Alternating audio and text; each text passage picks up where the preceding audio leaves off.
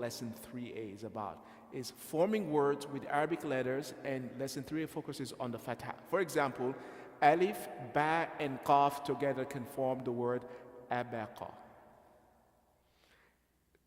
Since we're practicing fatha, your cue is a. All the letters just get an a going to it. So let's do the second one. Sin, alif, lam, sa'ala. Repeat. Sin, alif, lam, sa'ala. You see? Try the next one. Ba, dal, alif, bada'a. Now let's try this one.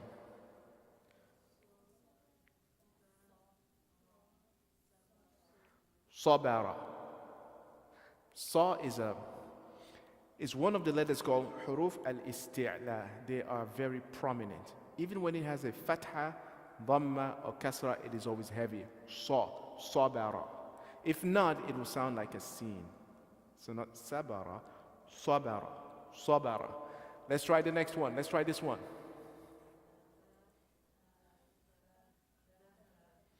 Dhahaba. So this is structured by putting the letter in the beginning of a word, middle of a word, end of a word. So let's just read the words as they are. Taraka, khatama, sakata, mathala, ba'atha, jama'a, sajada, maraja.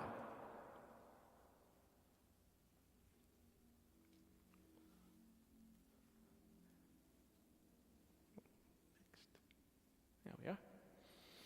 So the next is the letter ha. Hadara,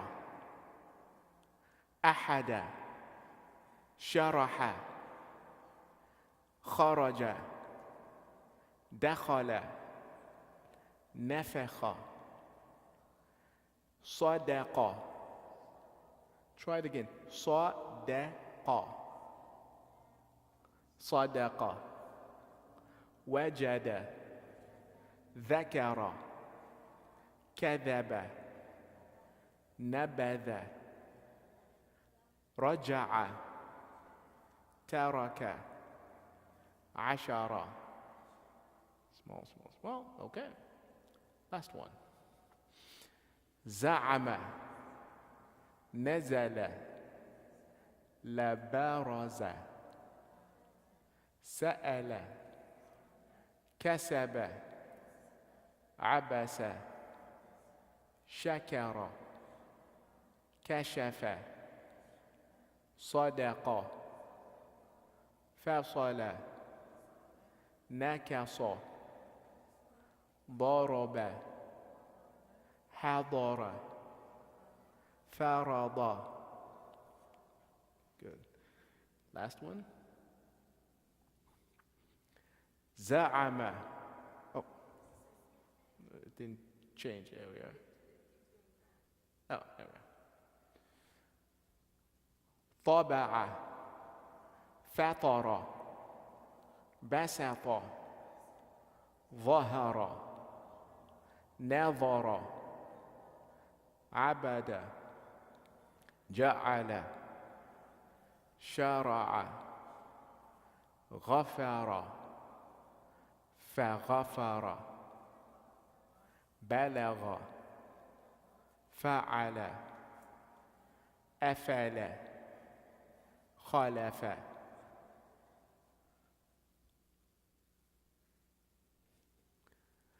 قرأ, تقع, أبق, كتب, مكث, سلك, لعن, سلف, عمل, مرج, جمع, حكم, نبأ, منع, لعن. Last. هلك, هلك. I want to hear that disappear. هلك, جهر, وجد, فوهب, يدك ويذرك.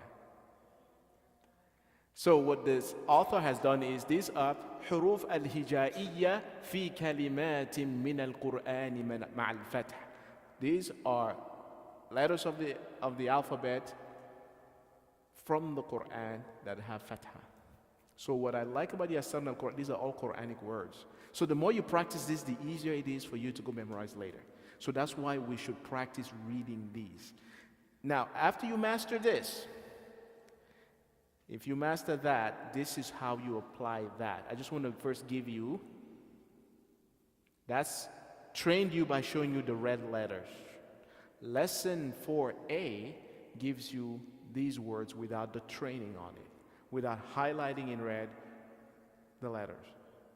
So I want one of you to try, read the first line, each one of those words. Go ahead, Amina.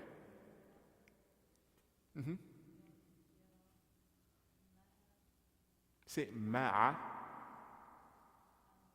amara. Good. Kenza, you want to try the second line? Good. So this is akhadha.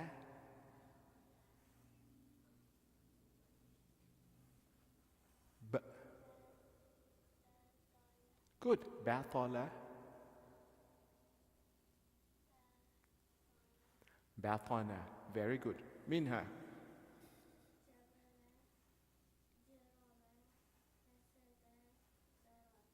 Good. Layla.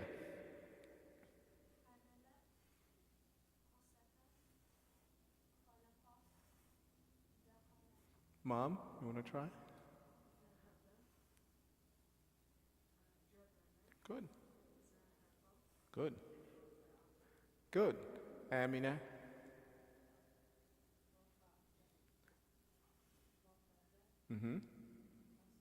Say Maltara. One hat disappear. Wahaba. Wahaba.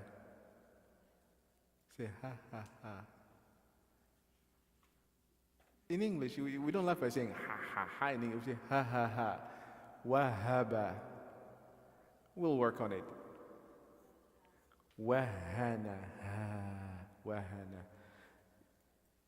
All right. Kenza.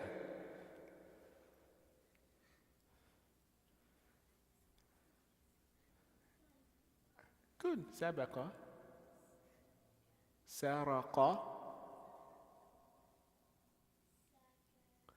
Saqara. Very good. Minha. I skipped you. I'm sorry. I didn't mean to skip. Oh, I skipped. Did I skip you the last time? I skipped her the last time. Oh, I am so sorry. Go right ahead. I am very sorry.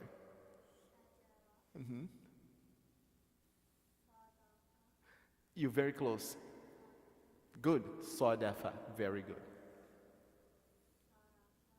Very good. Salaha. Very good. Okay. Zalama. Good. Layla.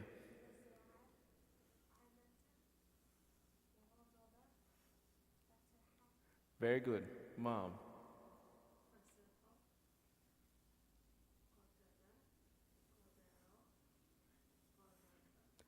Very good. Amina. Sorry. Qa'ada.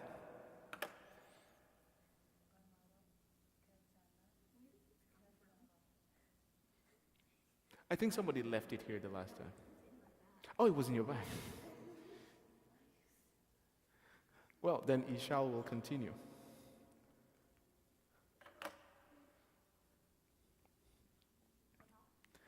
No, Isha. Yeah, top. Yeah. Ma'a. Good. Good. Nazara. Nafara. Good. Your turn. Say nakatha. Good. Now I want to hear the good, yes, nakaha. Afala. Afala. Layla.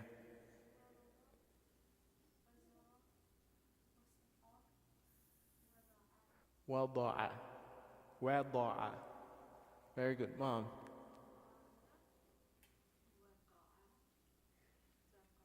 Good. Very good. Amina.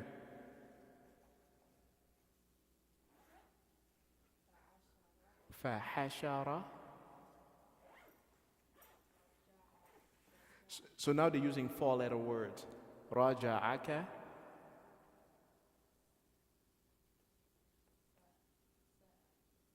Yeah. Sa'alaka. Good. Let's have Isha. Oh, well, Kenda.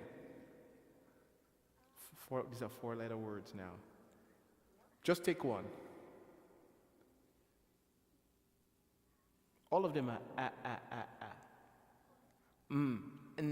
Ank.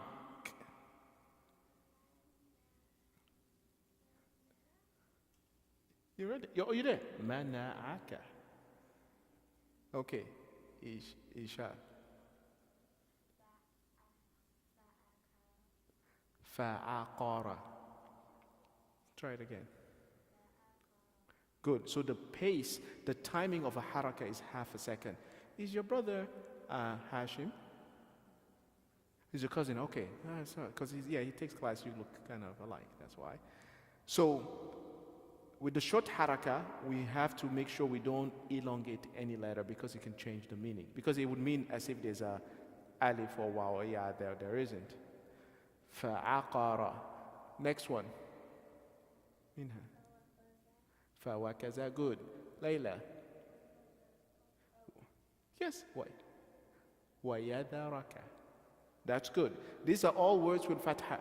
Okay? These are kalimatum min al-Qur'ani bil fathati faqat. That means words from the Quran that only have a fatha in them. Now you can have a similar word that has a kasra in it, but sometimes the verb in Arabic, the root verb, is only fatha. Kataba, qara'a, khatama. They're all fatha. Now the next thing we want to review is words with kasra. But they become mixed with fatha. So we need to make sure your brain can process each word with its haraka. If not, you'll be pronouncing it. Because the difference between Arabic and English is the following. In Arabic, if you don't use short vowels, when you write consonants, two words are written with the exact same letters. The only difference become the harakat. Let me show you. Perfect example. Two words in Arabic that are spelled exactly the same, and the only difference between them would be the harakat. So let me go ahead and make this large. I'll pull it up on screen. Yes. Yes, you may. Oh, this is Inna Allah wa malaikatahu yusalluna ala nabi. All right, take a look at this. Okay. So what we're looking at here, I just want to demonstrate for you what I'm talking about. Two words. The word, I'm going to write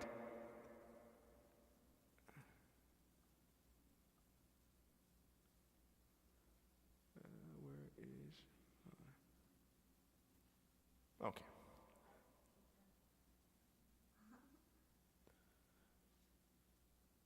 Yes. Anybody want to suggest something to go with it?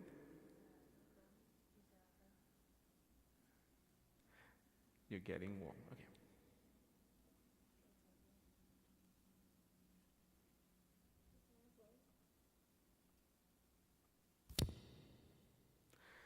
The Arabic language. Yes. It could be. That's the point I want to make. It could be. And this is why the Arabic language can become difficult because, say that again? Kutiba. It could be kataba or kutiba. And the only way for us to know if we don't use the harakat marks, diacritical marks, is by context. So Quraysh could read by context. They could tell if it's past tense or present, or so it's either past or past participle. So let me go ahead and put what you thought. So Amina says this could be ka,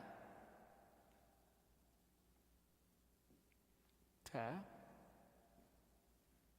ba. Kataba. Yes. Yes. So, or it could be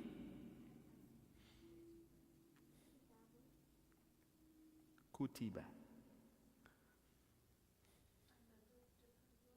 Yes. They're different in tenses. Kataba means he wrote. Kutiba means it was written. Written. So you can cut it short. But many Arabic root words are always in masculine, majority of the time in masculine. But that's what it is. So it is wrote or written. That's the difference. So how would you know if you're reading without these marks? By context. So when they wrote the Quran, it did not have these marks.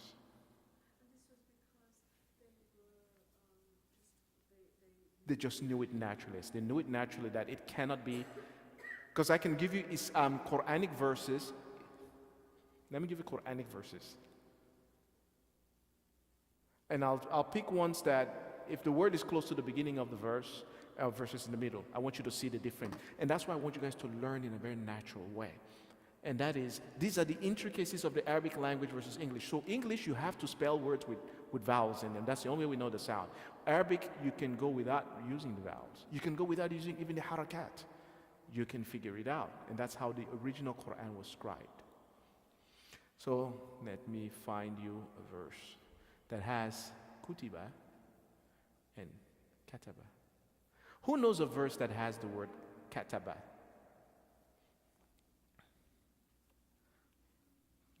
Who knows a verse? Look in Juz Amma. How many have you memorized? How many surahs have you memorized? I'm just curious. Juz Amma? Perfect. What about you? A lot? How many juz? Okay. Okay, so you Juz Amma. Qad Sami'a? Tabarak? Some parts of Juz Amma? Oh. Okay. Good. What about Layla? Yes. Layla, where are you in the Quran?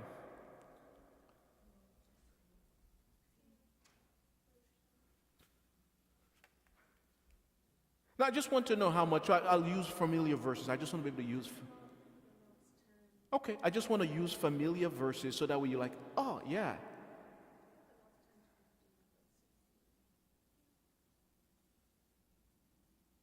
Yes, I just want to.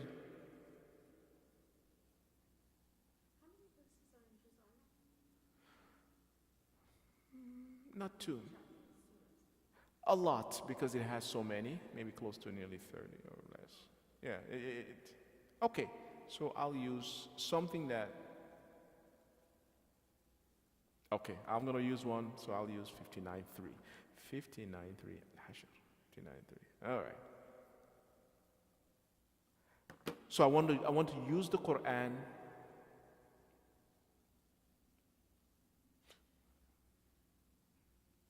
Yes. Yes.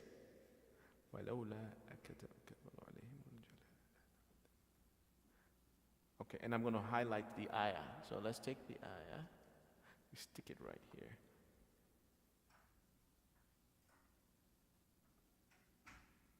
I'm going to show you.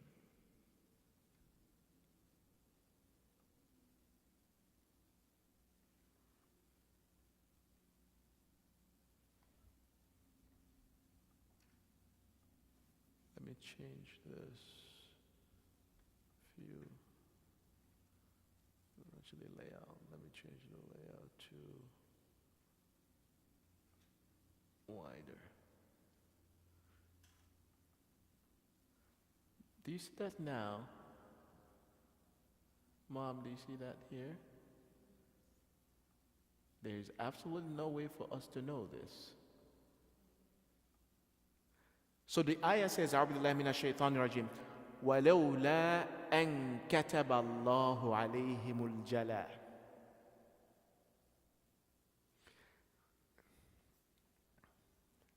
What I'm saying, when the original Quran was scribed, this isn't there.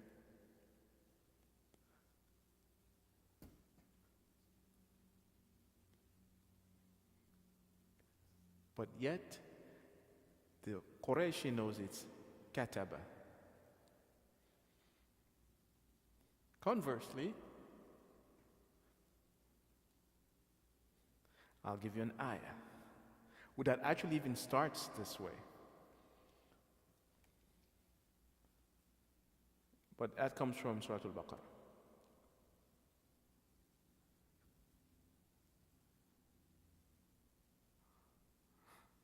I have a good one for you. Everybody knows it. Who knows the ayah I'm thinking? There's an ayah in Surah Al-Baqarah that everybody knows that has the word kutiba. You've heard it? Yes, you know which one? You do? Which one is that? Yes. Do you remember the ayah? 123.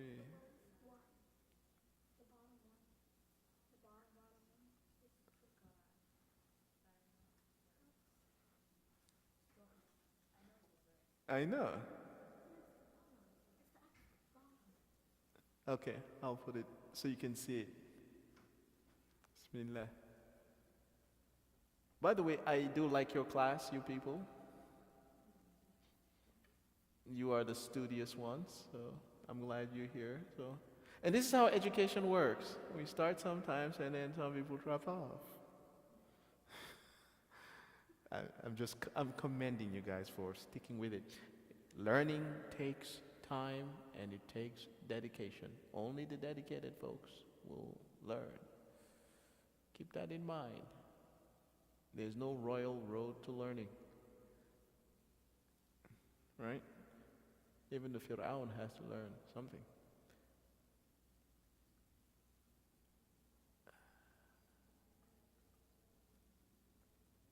I wish I can call her. So, do you see what two verses that, look at that. Kataba, kutiba. The only way to have known it is by meaning. One says, had Allah not written, وَلَوْلَا أَن كَتَبَ Allah, if Allah did not, it's hard to say it in English. English is funny. What's the present to write? What's the present tense for to write? You see? Write. Past tense, wrote. Past participle, written. Arabic is funny wherein sometimes when you say kataba, in English, it could still mean written. So had Allah not written against them, versus, O you who believe, fasting has been prescribed. Kutiba alaykumus siyam, meaning fasting, it was already prescribed prior. It really means it was done prior. They know that this is not Ya ayyuhalladina amanu kataba alaykum. Kataba alaykum sounds incorrect. Yes, because kata means he wrote. It would sound silly, O you who believe, he wrote for you, he prescribed for you as-siyam.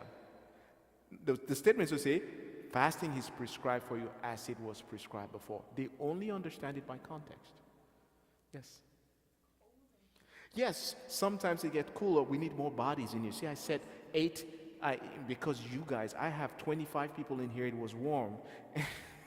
And then you guys would dwindle down, like you slash more than half. Yes, and they kept moving about and they warmed up the room to the point and in fact, I reduced the temperature before you guys came, just to cool it before you guys came. It's warm? Yeah, it gets warm.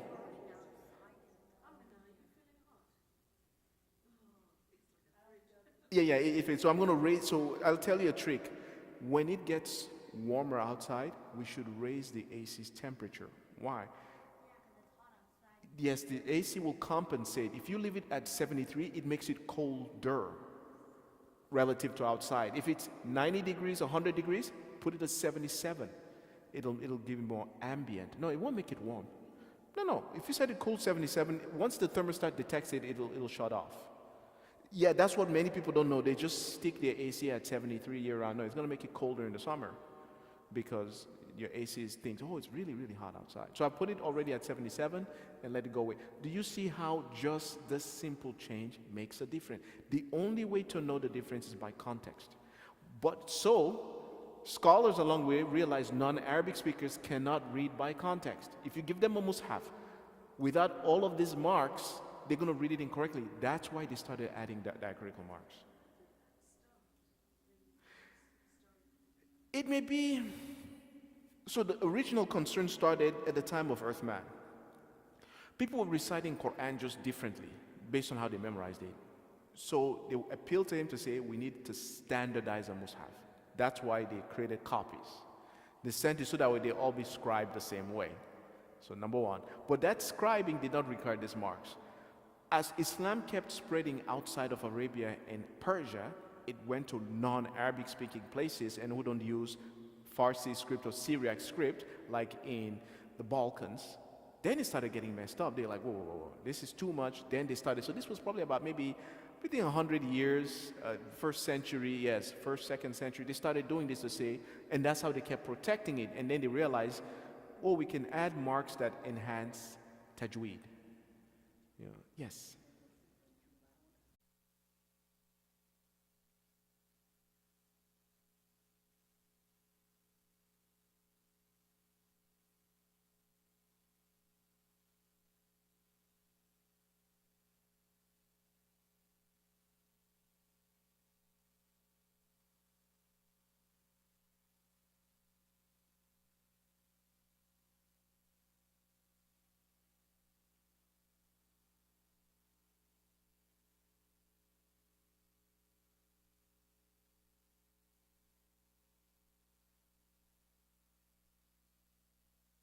Just have very good hearing, by the way. Inshallah. You have very good hearing, mashallah. It's positive to have good hearing because it means if you have good hearing, you could be a good listener and then you can hear people, you can help them correct. So now let us try. Amina, try. Now you're mixing. So before they were all fatah.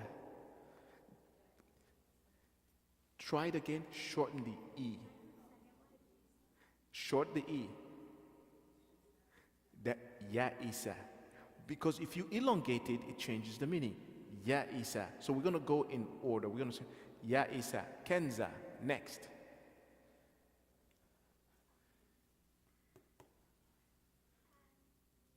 Good. Amina. Isha. Minha. Good. Layla.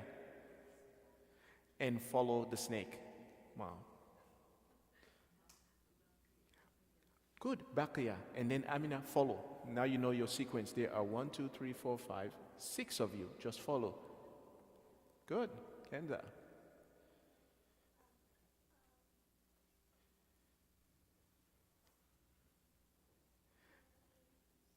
Good, Yadija. So this is A-I-A. Next, follow. Good, follow. Good. Very good.